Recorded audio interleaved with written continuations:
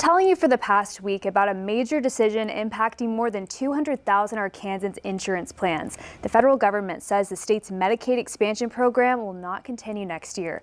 As we found out in a recent report from the Arkansas Advocate claims, it has the healthcare industry alarmed for what's next. I sat down with the Advocate's editor-in-chief, Andrew DeMillo, for a closer look at the options moving forward. So I wanted to start just with an overview of the Medicaid expansion program and talk about when the program started and just what the expansion part of all this means. Yeah, Medicaid expansion was a key part of the Affordable Care Act, the federal healthcare overhaul, also known as Obamacare. Provision in it allowed states to expand the eligibility for Medicaid to 138% of the poverty level. The U.S. Supreme Court in 2012, however, said that it's up to states to decide whether or not to expand Medicaid.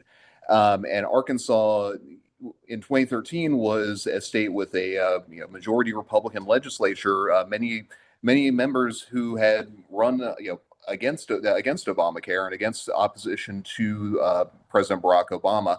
And they came up with this hybrid plan to expand Medicaid, but using private insurance for the coverage. In Arkansas's program, it's had a few different names over the years. Can you talk about where Our Home fits into that history? Yeah, it's gone through at least three different names. It's been called the Private Option, Arkansas Works, and now our home. And it was a really unique model. It was first in the nation, where instead of putting those eligible on Medicaid, what the program does is purchase private insurance plans for those who are eligible, also known as qualified health plans. Right now, Arkansas has more than 200,000 people on the Our Home program. Kind of getting to the heart of your recent reporting and just the issue everyone's talking about right now. We know that Our Home program was set to expire at the end of the year. The state was looking to extend it. What have we heard so far on the decision at the federal level from CMS? The interesting thing is, the word that we've heard so far has been from the governor's office and from state officials. CMS has, at this point, they still say the state's waiver, which is its request, is under review and have not really commented on it. So we have not seen the formal notification. But what we have heard from the state is that the request to extend it beyond this year has been denied.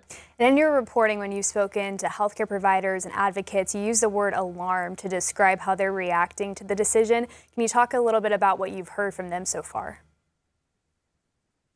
Yeah, there's a major concern among healthcare providers, among experts here. Arkansas's healthcare system already faces some serious strains right now. We've seen hospitals have to cut back on services or partner with other facilities to deal with increased costs right now, as well as low reimbursements.